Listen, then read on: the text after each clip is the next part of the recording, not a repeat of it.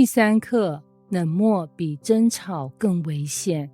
晚餐桌上，他滑着手机，他夹菜给孩子，无声的咀嚼声中没有一句对话。他问：你周末有空吗？他头也不抬地说：再看看。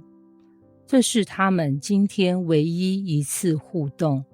他没再问，因为他已经知道答案。他不会有空。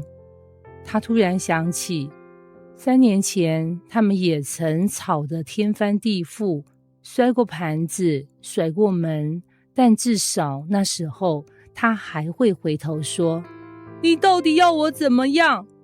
而现在他连这句话都不说了。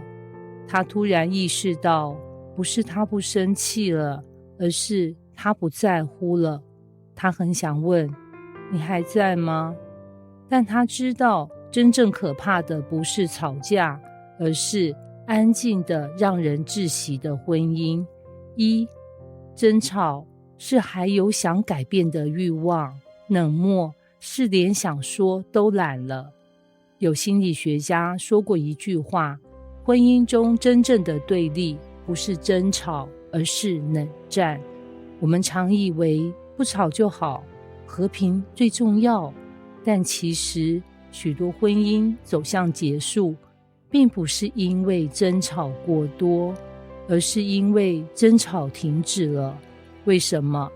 因为争吵代表我还在意你说什么，我还想被你理解，我还渴望你为我改变。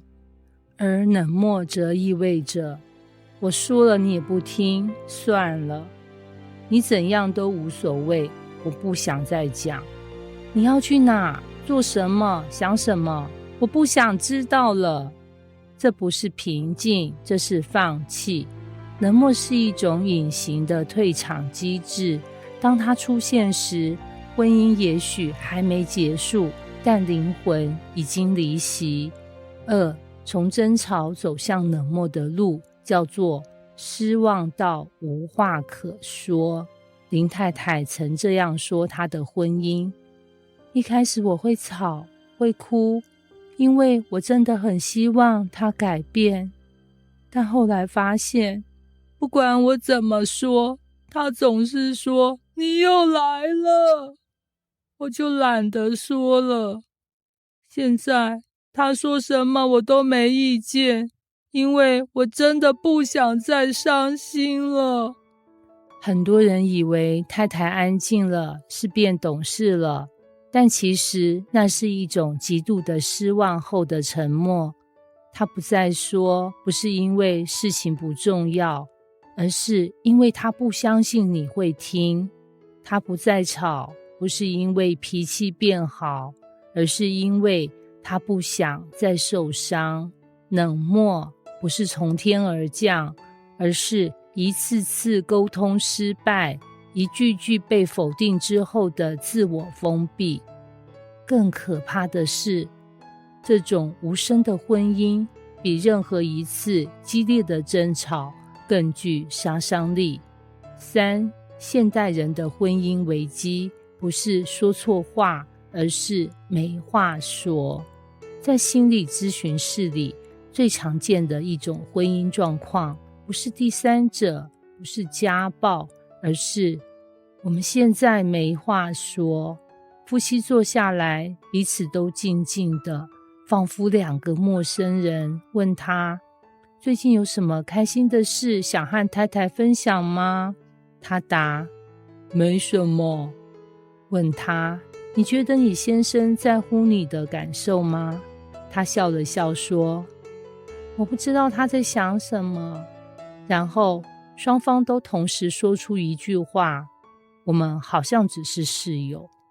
很多人以为冷漠是懒得吵，其实冷漠是真正的情感撤退。当一段婚姻变成只剩下日常分工、孩子安排、财务分担，而彼此的情感交流完全停滞，这段婚姻就只剩下结构，没有灵魂。这样的婚姻走着走着就真的散了。4. 不要让沉默成为习惯，不然连关系都会被悄悄抹除。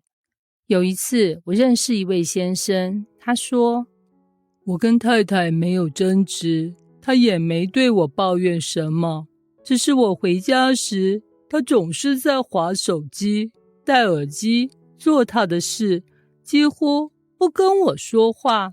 我想问她什么，她也只回2、3句。我问她，你有试着主动跟她聊聊吗？她愣了一下，好像也很久没试了，因为以前我讲什么她都不太理。这是一种互相冷却的恶性循环，一方失望沉默，另一方感到被拒绝，也选择安静，最后两人都习惯了这种不说话的婚姻模式。渐渐的，你们不再对彼此的情绪有反应，不再关心对方今天过得怎样，不再主动发起对话，甚至连一句晚安都懒得说。这不是平静，这是感情在无声中死亡。5. 但奇妙的是，还在冷漠的婚姻才是还有希望的婚姻。你也许会想，既然冷漠这么可怕，是不是我们的婚姻没救了？不，正好相反，还能冷漠，就表示你们之间还有情绪可以触碰。真正的结束，是你做什么，对方都无动于衷，而冷漠至少还代表你们彼此的存在还有影响力。心理学上有一个词叫情绪反应点，当你对一个人完全无感时，你就不会为他的冷漠而失落，但当你因为他的沉默而痛苦，那表示你其实还在乎。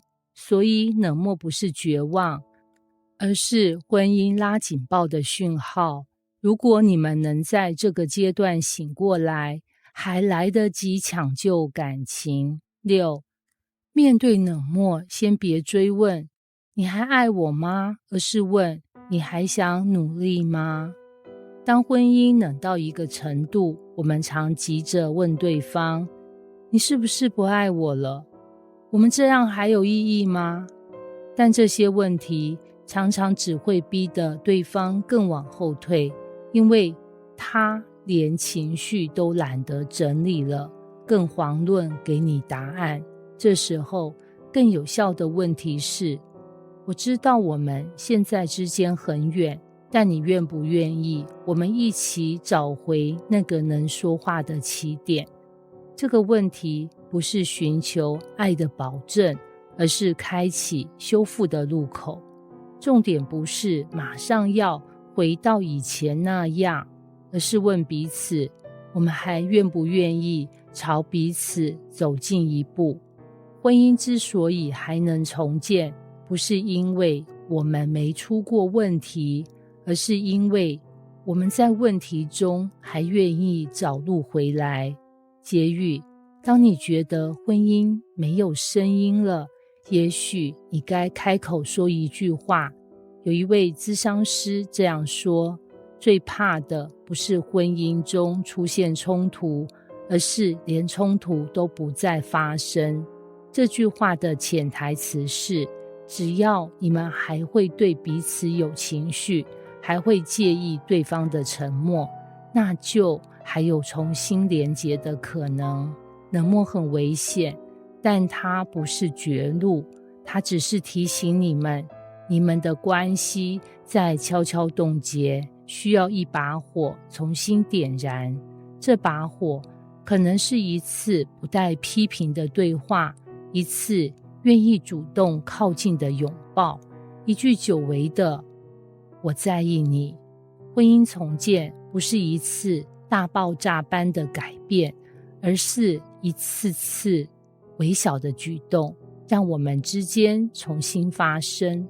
记住，冷漠不是结束，沉默不是终点，只要有人先开口，爱就还有可能回来。